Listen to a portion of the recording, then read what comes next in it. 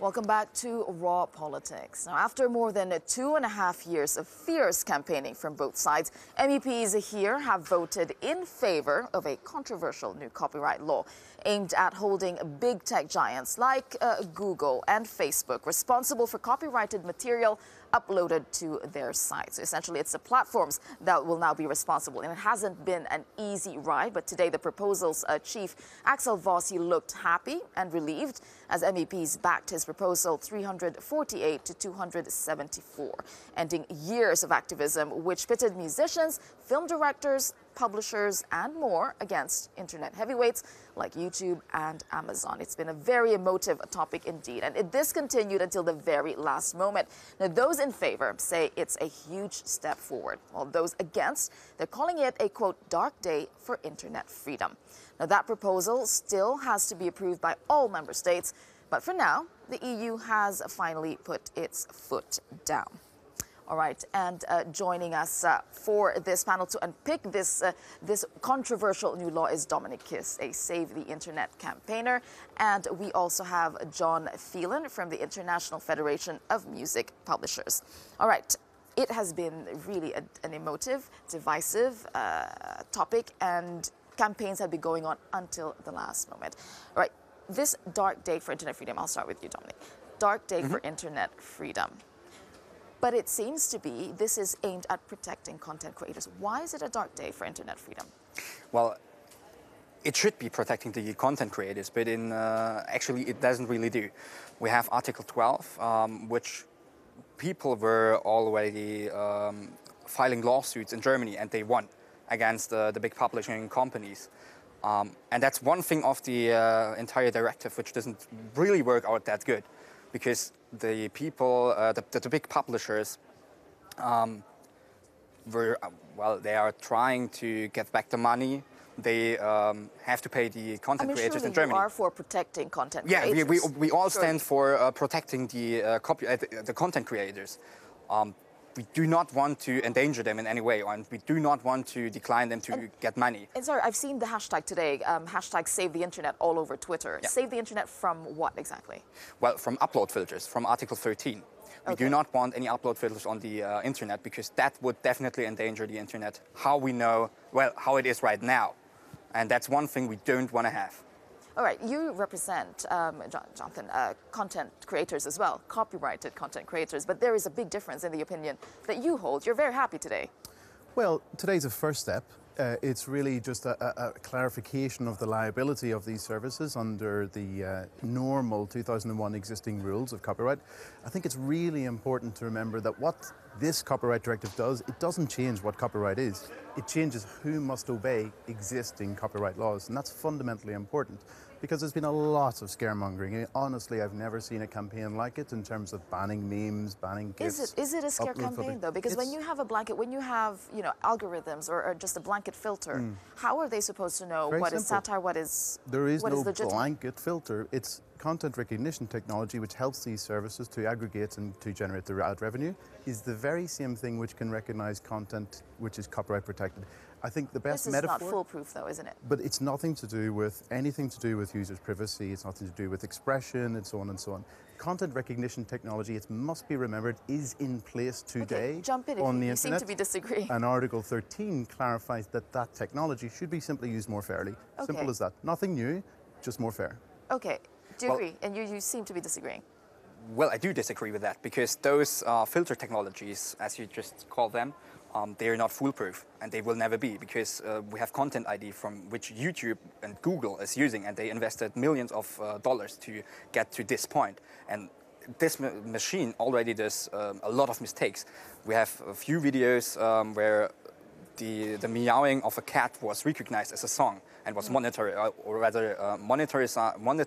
by another company. We have a German creator who got his entire video demonetized and monetized to another suspicious company, and that creator was creating his own music. How does it affect a content creator, for example? How would someone who's creating on YouTube and making money from YouTube, you're saying it affects their livelihood, the way they make money?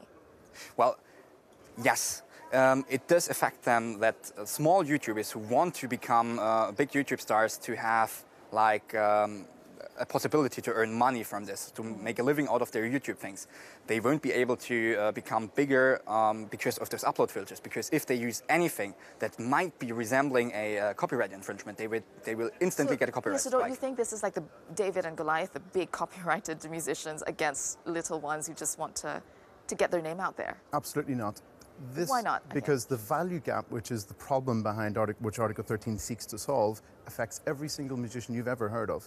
It affects legacy artists who've been around for 40 years, who are on YouTube or similar services. It affects the very new artists, whether it's a Finnish jazz musician or a Slovakian folk musician. Everybody is affected by the value gap. All Article 13 seeks to do is to ensure that these services use the existing technologies, which they know very, very well, to correct a valuation problem.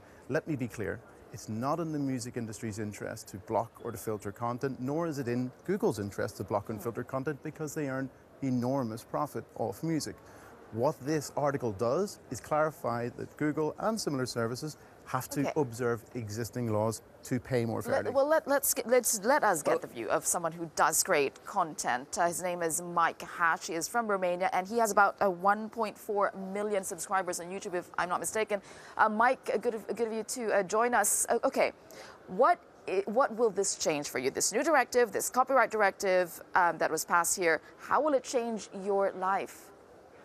Well, not just my life, but I think the life of all creators across Europe. Of course, this being a directive, we need to wait and see how each individual country implements this in their particular territory. But overall, it will be something that will make YouTubers suffer, and not only YouTubers and content creators, but users as well. Because this is a big industry. It's a multi-million-dollar industry that risks going down the drain.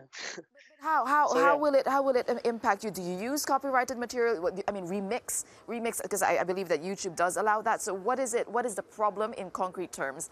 How does it stop you from creating content?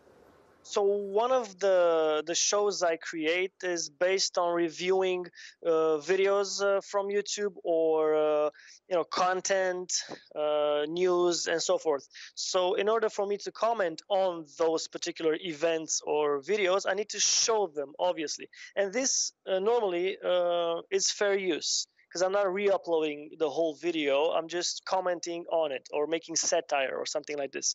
And with Article 13, this may be impossible to do in the future, because if there's a robot in place that actually checks all the content on YouTube, that algorithm does not know that I am doing a commentary. It only knows that I have a frame or a picture or a piece of a song that doesn't belong to me, and will terminate my video. So yeah. So Mike, what are you going to do now? What do you think should be done? Well, that's an interesting question, and it's very, very hard to say. My feeling is that most of the politicians who actually voted for this, I don't think they really know what they voted for, or maybe they don't know the whole implications that this might have. So what I tried to do until this point is contact the MEPs from my country, or speak with other MEPs from other countries. I've been to Brussels and to the European Parliament in Strasbourg sometimes in order to do this, and we managed to impress, let's say, some of them. You're basically trying to keep trying to get your voice and your opinion out. Mike Hash, thank you for joining us there. Just a very quick reaction, because you share the same opinion as him. A reaction from you. Here's a guy who will be affected by this. You're talking about protecting content creators. Absolutely. Not happy. We are the content creation industry. We want to support that.